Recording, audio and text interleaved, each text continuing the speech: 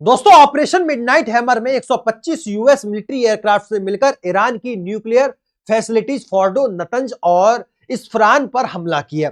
21 जून 2025 रात 2 बजे के करीब 7B2 स्प्लिट बम्बर्स मेडिटेरेनियम सी की तरफ से इजराइल और इराक के ऊपर से होते हुए ईरान में घुसे और ईरान की न्यूक्लियर साइट्स पर हमला किया। इन हमलों के बाद पूरी दुनिया की नजर ईरान की जवाबी कार्रवाई पर टिकी हुई थी। पूरे मिडिल ईस्ट में 2 दर्जन से ज्यादा यूएस बेसिस मौजूद हैं और खदशा जाहिर किया जा रहा था कि ईरान इनमें से किसी भी बेस को निशाना कभी भी किसी भी वक्त बना सकता है। और फिर 2 दिनों के बाद वही हुआ जिसका डर था। दोस्तों, ईरान के कतर में यूएस की अल उदीद एयरबेस और इराक की ऐन अल असद एयरबेस पर हमला किया, मगर अमेरिकन बेसिस पर यह कोई पहला हमला नहीं था। ईरान माजी में भी कई मर्तबा अमेरिकन बेसिस और उनके असेट्स पर हमले कर चुका है और एक बार तो अमेरिका की पूरी वॉरशिप को ही नकारा बना दिया था। आइए जानते हैं इस वीडियो में जब ईरान ने खुल्लम खुल्ला अमेरिका को गहरी चोट पहुंचाई थी। दोस्तों, 3 जनवरी 2020 को बगदाद एयरपोर्ट पर यूएस ने एक ड्रोन स्ट्राइक की जिसमें कासिम सुलेमान की जान चली गई। वो सिर्फ ईरान के एक जनरल नहीं थे बल्कि सुप्रीम लीडर कबनाई के सबसे भरोसेमंद आदमी और मिडिल ईस्ट के चेस बोर्ड का सबसे ताकतवर मोहरा भी था। उनकी मौत की खबर ने ईरान में शौक का आलम तारी कर दिया और अब ईरान ने इसका बदला लेने का फैसला कर लिया। जहां लोग सोच रहे थे कि ईरान सिर्फ शोर मचाएगा, वहां ईरान ने डिसाइड किया कि इस बार जवाब सीधा मिसाइल से होगा। ईरान ने ओपनली अमेरिका को धमकी दी और कहा कि अमेरिका ने हमारे सिब्बे सिपालर को मारा है, अब उसे इसकी कीमत चुकानी होगी। ऐन अल असद एयरबेस इराक के वेस्टर्न रीजन में अमेरिका की एक बहुत इंपॉर्टेंट बेस है।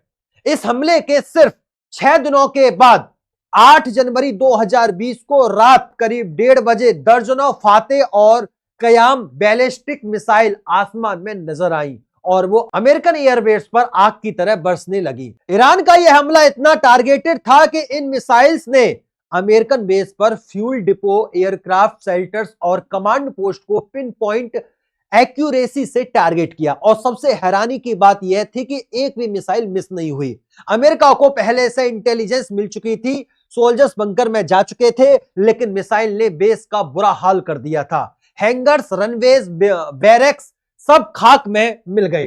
पहले तो यूएस ने बोला कि कोई कैजुअलिटी नहीं हुई, लेकिन बाद में पता चला कि 100 से ज्यादा अमेरिकन सोल्जर्स को ट्रॉमेटिक ब्रेन इंजरी हुई है। उनका नर्वस सिस्टम हिल गया था, कई सोल्जर्स की आंखों के सामने अंधेरा छा गया था और कई बेहोश हो गए थे। लेकिन ईरान की दिलेरी दुनिया को तब नजर आई जब इस हमले की जिम्मेदारी ईरान ने खुल्लम खुल्ला कबूल की और कहा कि यह सिर्फ एक वार्निंग थी, अगर आगे बढ़े तो इससे भी बड़ा हमला होगा। अमेरिका ने इब्तदाई तौर पर इन मिसाइल हमलों के असर को मामूली जाहिर करने की कोशिश की। दोस्तों, ट्रंप ने उस वक्त ऑल इज वेल कहकर मामले को दबाने की कोशिश करते रहे, लेकिन ग्राउंड पर सैटेलाइट इमेजेस, सोल्जर्स की वीडियोस और बिफोर एंड आफ्टर विजुअल्स ने सब कुछ एक्सपोज कर दिया। ईरान ने उस वक्त भी कहा कि अगर हम चाहते तो अमेरिकन सोल्जर्स के बैरक्स को टारगेट कर सकते थे, लेकिन हमारा मकसद जान लेना नहीं, एहसास दिलाना था। इस हमले के बाद दुनिया यह देखकर दंग रह गई कि ईरान ने खुल्लम खुल्ला अमेरिकन बेस पर मिसाइलों की बारिश की और आगे से अमेरिका खामोश तमाशा ही बना रहा। इससे 1 साल पहले भी एक ऐसा बकाया हुआ था जब ईरान ने अमेरिका को मुंह तोड़ जवाब दिया। जून 2019 की एक पुरस्कून रात के दौरान ईरान की एयर स्पेस में 6000 करोड़ों का एक American drone RQ-4 global hoc दाखिल हो गया, लेकिन सिर्फ 20 सेकंड के अंदर अंदर ईरान ने अमेरिका के इस फक्र को आग में बदल दिया। हुआ कुछ यूं था दोस्तों कि 2019 में भी अमेरिका और ईरान के बीच टेंशन काफी हद तक बढ़ चुकी थी। उस वक्त भी डोनाल्ड ट्रंप ही अमेरिका के प्रेसिडेंट थे और उन्होंने ईरान पर सख्त सैंक्शन लगा दिए थे।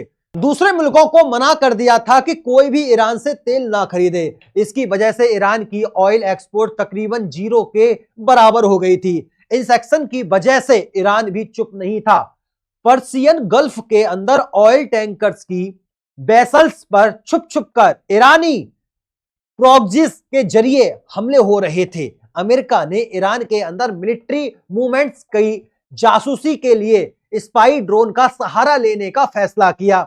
यूएस नेवी का RQ-4 ग्लोबल हॉक एक अनमैन्ड ड्रोन ईरान की साहिली हदूद में दाखिल हो गया। इस ड्रोन का काम था आसमान से दुश्मन की हर हरकत पर नजर रखना और बराहेरा यूएस कमांड को इत्तला देना। यह ड्रोन ईरान की हदूद में फ्लाई कर रहा था, जहां पर arm air force, arm air defence system काम ही नहीं करते। ईरान ने अपना सैबोम खुदाद मिसाइल सिस्टम यूज करते हुए ड्रोन को लॉक किया और फायर कर दिया। अमेरिका के वह मोगुमान में भी नहीं था कि ईरान का मिसाइल सिस्टम 61 फीट तक काम करेगा। नतीजा यह निकला कि मिसाइल सीधा ड्रोन के सेंटर में लगा और पर्सियन गल्फ के ऊपर आसमान में आग की रोशनी से चमक उठा।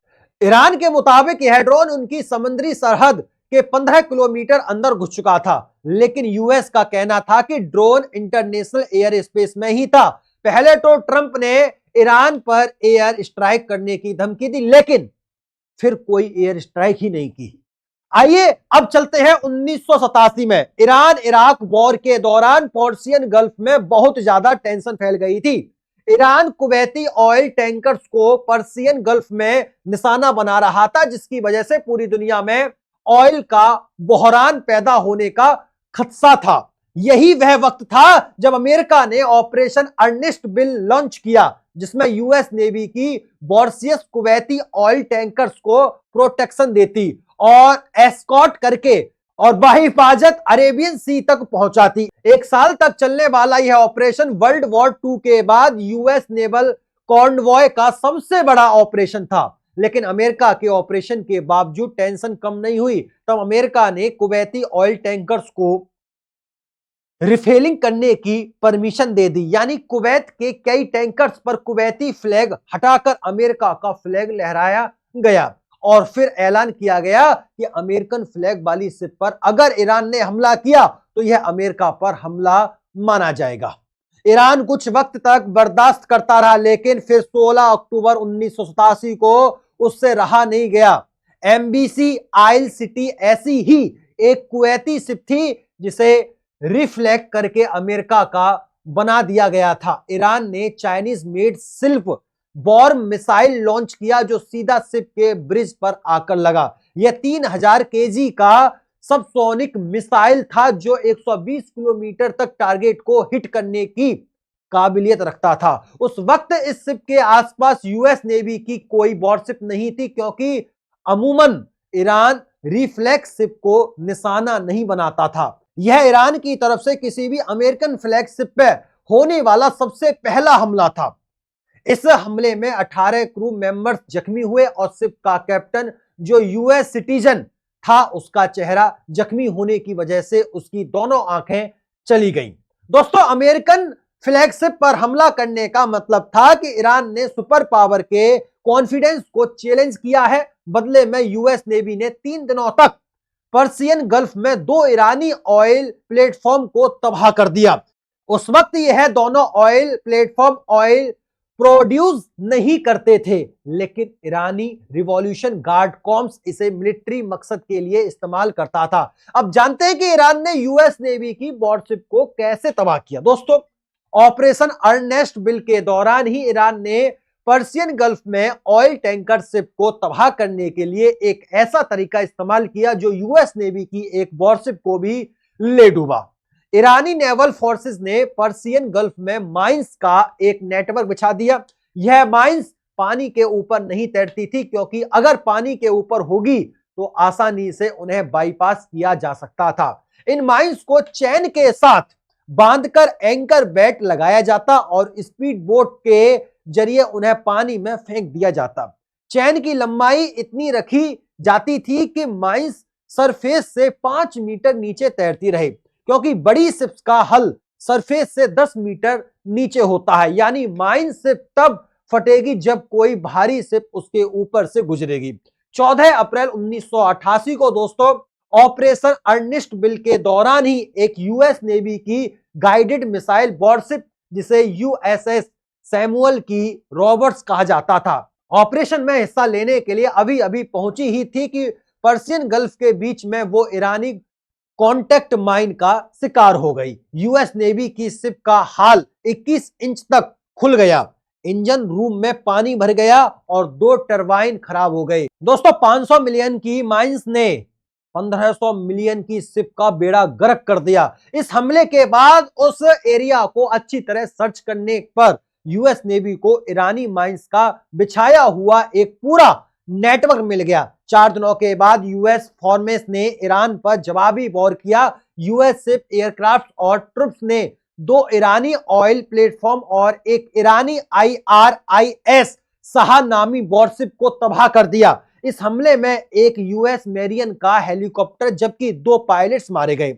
इतिहास गवाह है कि जब से ईरान में प्रो अमेरिकन गवर्नमेंट का खात्मा हुआ है, ईरान पर मुख्तलिफ सेंसेस लगाने और उनके खिलाफ गहरा तंग करने के बावजूद वह अमेरिका जैसी सुपर पावर को भी जवाब देने में कतराते नहीं है।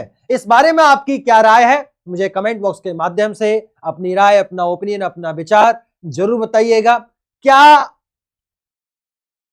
आने वाले समय में अगर अमेरिका और ईरान के बीच में युद्ध होता है तो क्या अमेरिका पर ईरान भारी पड़ेगा? आपकी राय क्या है? कमेंट बॉक्स के माध्यम से जरूर बताइएगा। उम्मीद करता हूं इस वीडियो को आपने बेहद पसंद किया होगा। अगर पसंद किया है तो वीडियो को लाइक करना, दोस्तों में शेयर करना, चैनल को सब्सक्राइब करना मत भूलिएगा। फिर मुलाकात होती है ऐसी शानदार दिलचस्प वीडियो में। तब तक के लिए नमस्कार, राधे राधे, राम राम, जय श्री राम, जय हिंद, जय भारत, वंदे मातरम।